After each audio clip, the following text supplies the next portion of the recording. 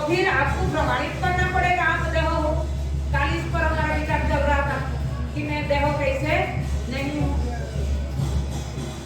अगर आप देह होते उसका मूल प्रमाण क्या है? हमें जो अवस्था त्रय दिया उस अवस्था त्रय के द्वारा हमको विचार करना है, मैं क्यों देह में, है ना। दो चीज कल वो कहानी बताई थी, याद है? कौन सी? मुर्गी नासिक, याद है? घर वाला बोले मुर्गी, उन्होंने मान लिया मुर्गी। डॉक्टर ने क्या सिखाया? तुम मुर्गी नहीं हो मनुष्य, मुर्गी नहीं हो मनुष्य।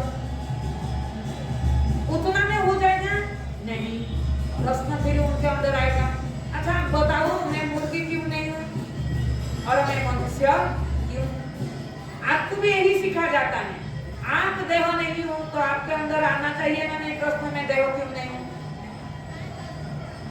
क्योंकि देह अगर आप होते तो देह का भान आपको, जो आप हो आपको, आपका भान निरंतर होता है ना नहीं होता है? होता है। लेकिन देह का भान निरंतर होता है क्या? नहीं होता है। तो फिर आप देह कैसे हो? दोनों तो बिल्कुल अपोजिट हो गया।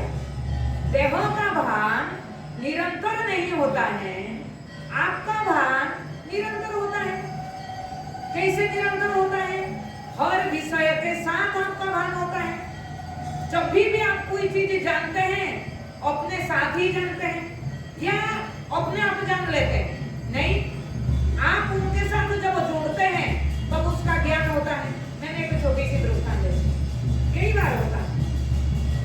हम लोग ने एक दो लोग बात कर रहे हैं, वहां से तीसरा लोग गया, किसी ने आकर के आपको पूछा, अरे वो राम गया इधर, आपने देखा? हमारा आंख के सामने गया, इंद्रियों में देखा, लेकिन हमारा ध्यान उस व्यक्ति के ऊपर नहीं था।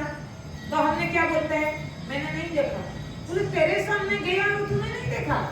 बोले नहीं मैंने नहीं देखा। क्यों नहीं देखा? क्यों? वो सामने इंद्रियों ने देखा, देखने के बावजूद भी हमें ज्ञान क्यों नहीं हुआ? क्योंकि मैं उस विषय के साथ, उस व्यक्ति के साथ जब तक मेरा संबंध नहीं होता है तब तक कोई भी विषय का ज्ञान मुझे नहीं होता है ना? नहीं है। इससे ये प्रमाण होता है कि मैं कहीं नहीं हूँगा तो किसी भी चीज का ज्ञान नहीं होगा। अच्छा, अगर आप देखो दूसरा क्या है कर्तव्य में, देखो किसी भी चीज को ना ऐसे अंधाधुंध सुन करके याद कर लेने से कोई लाभ नहीं होगा। मैंने आपको एक चीज बोल रहा हूं तो तर्क दे रहा हूं कि तर्क से उसको सिद्ध करना है। बुद्धि को क्या चाहिए? तर्क चाहिए। बुद्धि को मान्यता नहीं चाहिए। दूसरा क्या तर्क दे कि अगर मैं देह हूं तो देह को देह का ज्ञान होता है? नहीं होता है। आपको कभी ये लगता है कि मुझे मेरा ज्ञान नहीं होता है? आपको आपका होने का ज्ञान होता है ना नहीं होता है? कल वो जो सुना रही थी ना कि मेरे को होने के लिए किसका आवश्यकता है? किसी का नहीं, मुझे मेरा होने का अनुभव होता है। लेकिन अगर मैं देह हूं, जिस देह को मैं मानता हूं, तो फिर देह को देह का होने का ज्ञान होगा, है ना? नहीं, देह को देह का होने का ज्ञान नहीं है तो इसका मतलब क्या हुआ? मेरे को मेरे का होने का ज्ञान हो रहा है, देह को देह का होने का ज्ञान नहीं होता है, तो इसका मतलब क्या हुआ? देह में नहीं हूं। किसी के लिए देह में नहीं, खाली बोल देने से देह में नहीं हूं ये सब मिथ्या है ना।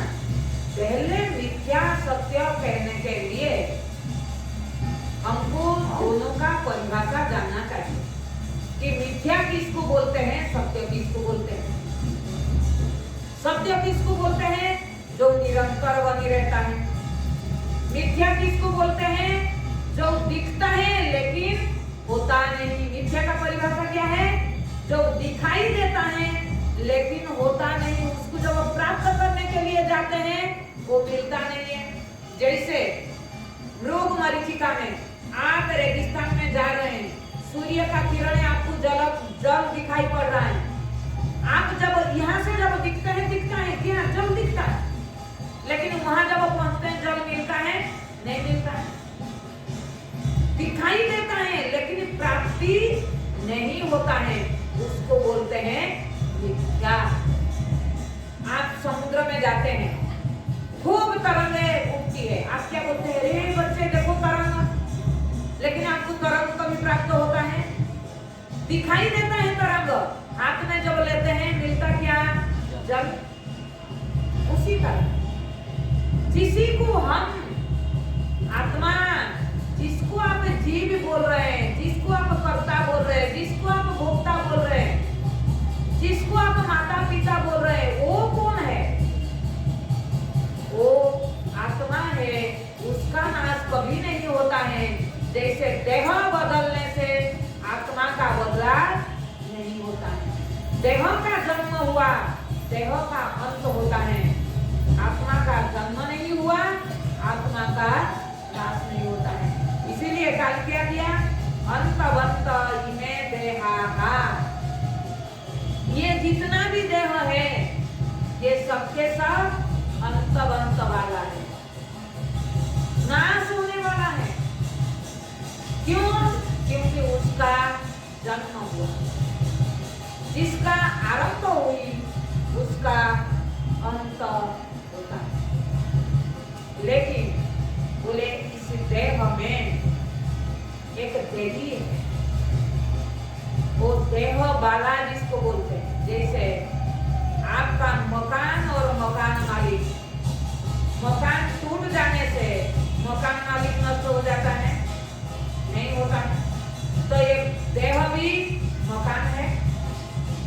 तो देह रूपी मकान नष्ट होने से देह का मालिक कैसे नष्ट हो जाता है? आपके पास ऐसे कोई प्रमाण है? क्योंकि आप कह सकते हैं देह नष्ट होने से आत्मा नष्ट हो जाता है। लोग बोलते हैं नहीं आत्मा नष्ट नहीं होता है, आत्मा दूसरा शरीर ले लेता है। आत्मा को शरीर लेने का जरूरत नहीं है। आपका शरीर धारण कौन करता है? ये विज्ञान जानते हैं आप? आपका कर्म वासना, आपका कामना, किसी शरीर में अगर कोई कामना है तो वही कामना दूसरा शरीर धारण करता है। इसीलिए मुक्ति किसको बोला गया?